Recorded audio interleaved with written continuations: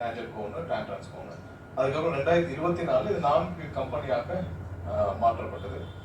அடுத்த slide revenue. போங்க அடுத்த ஸ்லைட்.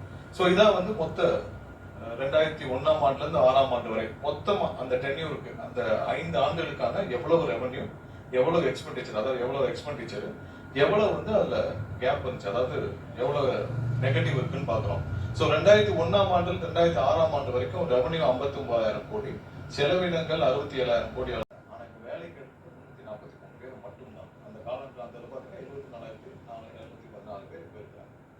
ஸோ ரிட்டையர்மெண்ட் மட்டும் 9,136 பேர் வந்து ரிட்டையர்ட் ஆயிருக்காங்க.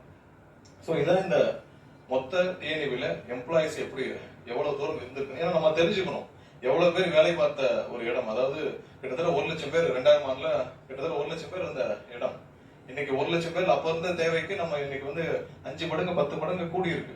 நம்மளுடைய மின்சார தேவை, நம்மளுடைய எவ்வளவு எண்ட் யூசர்ஸ் கன்சியூமர்ஸும் கூடியிருக்காங்க, எல்லாம் கூடியிருக்காங்க. இன்னும் 2 மடங்காக கூடியிருக்க வேண்டிய எம்ப்ளாயிஸ் தேஞ்சு கடைசியில் நம்ம 74,000 நிக்கிறோம். 25 ஆண்டுகளுக்கு பிறகு நம்ம வந்து 30 ஆண்டுக்கு பின்னாடி போயிருக்கோம்.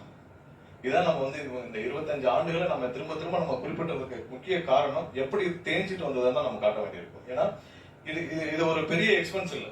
எம்ப்ளாயிஸ் வந்து பெரிய எக்ஸ்பென்ஸ் இல்லை. இன்னைக்கு வந்து 10,000 கோடி செலவினங்கள் ஆகுதுன்னா அது பெரிய எக்ஸ்பென்ஸ் இல்லை. ஏன்னா இந்த துறைக்கு அவங்க தான் முக்கியம்.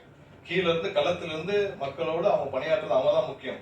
ஸோ அதில கூட போக்கஸ் பண்ணாமல் மற்ற விஷயங்களில் போக்கஸ் பண்ணனாலதான் இவ்வளவு கடன் சுமையும் இவ்வளவு செலவினங்களும் இவ்வளவு தூரம் இந்த துறை வளர்ச்சி அடையாமல் போனதுக்கு முக்கிய காரணம் கடந்த 25 ஆண்டுகளாக இந்த துறை கடந்து வந்த பாதை தான்.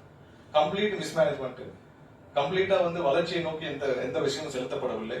எல்லாமே வந்து பர்ச்சேஸ்ல தான் போயிருக்காங்க. புதிதாக எந்த திட்டங்களும் பெரிதாக துவங்கப்படவில்லை. நம்ம இது வரைக்கும் 4,000 மெகாவாட் 5,000 மெகாவாட் கூட சொந்தமாக நம்ம உற்பத்தி செய்யலைன்னா அப்புறதுக்கு இவ்வளவு பெரிய வேலையை நம்ம செஞ்சிருக்கோம். இன்னைக்கு தனியார் வந்து தமிழ்நாட்டில் இன்வெஸ்ட் பண்ணி அவங்க 30,000 மெகாவாட் 40,000 மெகாவாட் சோலார்ல எல்லாரும் ரெனியூபிள் எனர்ஜில அவங்க ஜென்ரேட் பண்ணிட்டு போறாங்க. ஏன் நம்ம பண்ணல? நம்ம பண்ணிருக்க வேண்டிய விஷயத்த தனியார்கள் வந்து இங்க பண்ணிட்டு போறாங்க. தனியார்களை அனுமதித்து அவர்கள் மூலமாக இன்டைரக்டா நம்ம லாபம் சம்பாதிச்சதை மட்டும்தான் இவங்க வந்து இந்த 25 வருஷமா பண்ணிருக்காங்க. வேற எதுவுமே பண்ணல. ப்ரீவியஸ்ல இப்போ நான் அதை சொல்லிடுவோம். காரணத்தை இன்டைரக்டாக என்னன்னா நடுவில் நிறைய அக்ரிகேட்டர்ஸ், ஒவ்வொரு சோலாருக்கும் நல்ல உற்பத்தியாளர், ஒரு மெகாவாட் 2 மெகாவாட் உற்பத்தியாளர் இருக்காங்க. நடுவில் நிறைய அக்ரிகேட்டர்ஸ், அவர்கள் மூலியமா தான் இந்த அரசு பர்ச்சேஸ் பண்ணுது.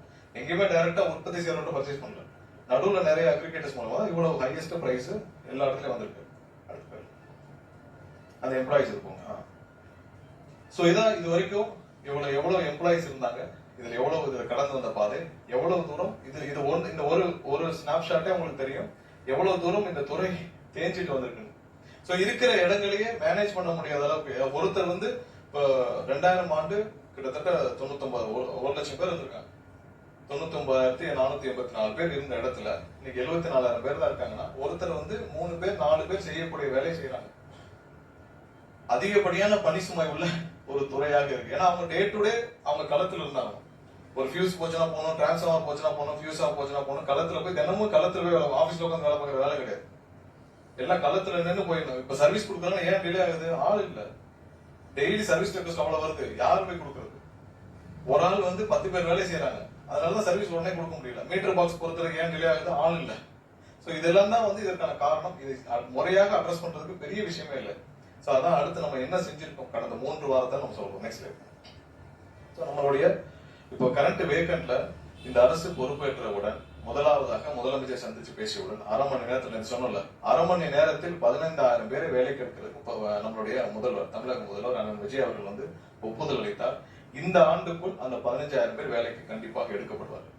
அதுக்கடுத்து பண்ணது ஒரு இவங்க கடந்த ஆட்சியில பண்ண ஒரு பெரிய பிளண்டர் என்னன்னா, கேங்மேன் வந்து 2021 ஒரு 5,391 பேர் எடுத்தாங்க. அதுல என்ன கண்டிஷன்ல எடுத்தாங்கன்னு எப்போ இவங்க தான் ஓசியில யாரும் எடுக்கிறது இல்லையா? எல்லாம் ஒரு கிரைட்டீரியா இருக்கும். ஒரு எடுக்கணும்னா யாரும் வந்து ₹1 கொடுக்காம கூட உள்ள வர முடியாது.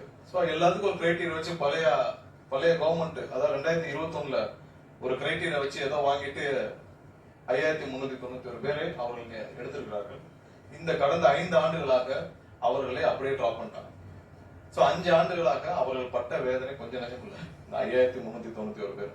ஏன்னா அவங்களுக்கு வேலை இருக்கா இல்லையா, அவங்களுக்கு அனௌன்ஸ்மெண்ட் ஆயிடுச்சு, நீங்க அனௌன்ஸ் பண்ணிட்டீங்க, கன்ஃபார்ம் பண்ணிட்டீங்க. வேலை இருக்கா இல்லையான்னு தெரியல, கூப்பிடுவாங்களா இல்லையான்னு தெரியல, பார்க்காத மினிஸ்டர் இல்ல. ஏன்னா 3 மினிஸ்டர் மாட்டாங்க கடந்த 5 வருஷத்துல.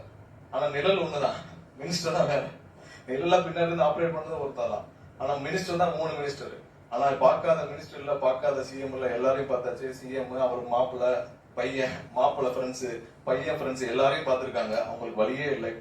இப்ப முதல்வரிடம் பேசி அந்த 5391 பேரையும் சேர்த்து 20,449 பேர் இந்த ஆண்டு அவர்களே கண்டிப்பாக வேலையில் எடுக்கப்படுவார்கள்.